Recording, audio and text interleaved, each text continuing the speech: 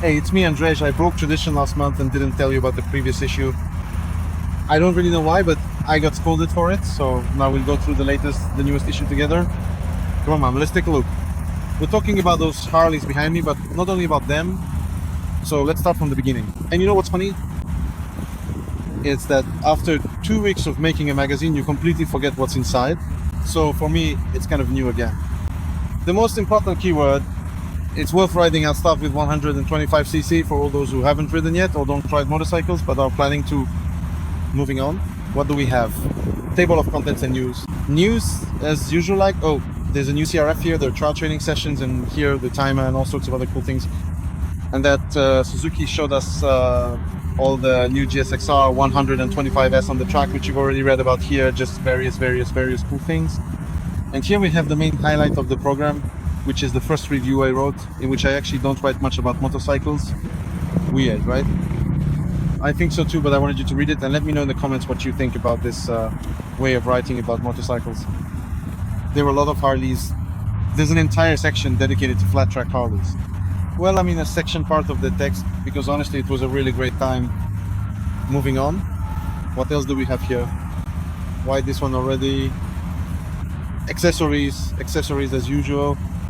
A few new clothes, some new chemicals, and the KTM Duke 790. Oh Jesus, what a powerful machine this is. And I wrote everything about it. How does it behave on the track? How does it handle on asphalt? What kind of things does it like to do? And you can even watch a video of it doing things, because it's on our YouTube channel, and the link is somewhere here on the fan page, so go check it out. Next, another really cool comparison. Well, comparison, what am I saying? The premiere of the Tiger 800, because in the comparison I was referring a bit to the 200, but the Tiger 800 was tested by Tobias on a trip in Morocco. On snow, on sand, everywhere. And just imagine all of this happened within a single week. So the Tiger 800, next Pirelli turbo for the street and the track. It's also interesting that you can ride so fast on these kinds of tires. And moving on, the big scooter, the big T-Max, reviewed by our specialist Jacek Radomski. Anyone who is already bored with regular motorsport or needs something more practical can go for the T-Max. And then another embarrassing segment from Tobias, where he rides a scooter with his legs spread apart, among other reasons, probably because he was wearing outdoor, rather drying his crotch after riding that scooter motorcycle in a massive downpour. And then we get his partner's opinion. What it's like to be a woman and ride such a T-Max. Then we have the Romesic 125, another suggestion, and a unique vintage Indian written about by Lech. It was installed near Warsaw by the president of the Oldtimers Club. Honestly, I saw this motorcycle in person once. It's a masterpiece, the way you can restore an old motorcycle. A bit of history united, meaning the first motorcycle clubs, 120 years of motorcycling in Poland, or how it all looked at the very beginning in Poland, as told by Tomek Sherbicki. A report from the rally, the biggest Harley rally in Europe. A bit more about rallies, a lot of rallies, some information on where other rallies are still ahead of us, where you can go on your motorcycle, whether to a rally or to a track. Oh, and another really cool thing from our speed ladies, they encourage all women to ride on the track, because it's really not that scary, and in fact it's just a lot of fun. And that's what we've been saying all along. It's also recommended by Marek Skopik and Jacek Molika, really great piece by the girls, encouraging people to ride. Next up, a custom bike in a bit of a rebellious style. The guy is riding without a helmet, but not everyone has to wear one if they don't want to. It's a real throwback to the old days. Of course, he put it on later. Oh, and so a used motorcycle, in fact, not just one motorcycle, but a whole series of motorcycles, meaning one engine, different ideas, one frame. So the 660 XT series, that is the IRK and X, meaning the Supermoto, and the Touring Tenere. A really great motorcycle. You can learn everything about it here. Tomaszek described it very nicely. And here is a gentleman who, as you can see, traveled quite a large part of the world on such an XT. Next, a long distance test of the R3. We were supposed to convert it for the track, but we didn't do it because we don't want to lose such a great road motorcycle. A long distance test of the Romet scooter and a guide on how to set out into the unknown. That is what we need most. What I like most is this Nokia here, that we need an old Nokia like this, because only such a Nokia will work when all our smartphones simply run out of battery. This will be the official phone of the motorcycle world. Yes, that's exactly what we need.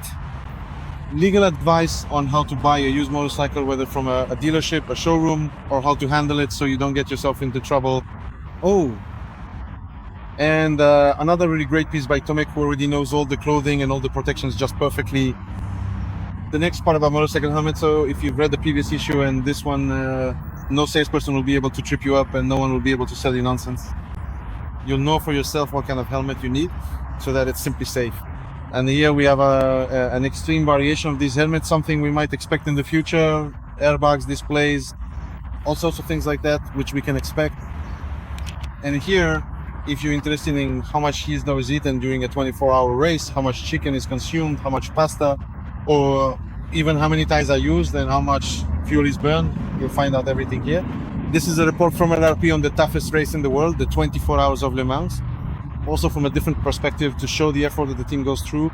It's not just 24 hours, but an entire week of logistics, and you can also see what the motorcycle looks like after such a battle. It really looks like a pile of I won't say what. As usual, Speedway is even more special because at the National Stadium there are 55,000 people for Speedway. If you're a fan of motorsports, this is really something interesting. It's something unique in Poland, and here's a very interesting person. Mark Hauer, whom I met at the motorcycle presentation, the man who created the Distinguished Gentleman's Ride, which is a ride that now brings together how many people? 93,000 participants last year rode together around the world in a single day. They've already raised $13 million to fight prostate cancer. An exceptional figure who knows no limits, and on top of that is a quarter Polish. A bit of touring, showing that you can also take a 125cc and just go for it. It's great, and even long distance touring is possible. The first part of the trip to Guinea-Bissau in Africa. The second part will be in the next issue. Robert Pauka has a really interesting approach to touring. He's not afraid and just goes out into the world himself, showing that there's nothing to be afraid of in Africa either. So, what else? That's about it for this issue. There's really a lot of content to read. I recommend it, and above all, let me know what you think after you've read it. What do you think about the individual articles? What would you like to see more of? What would you like to see less of? And we'll just keep doing it. Bye.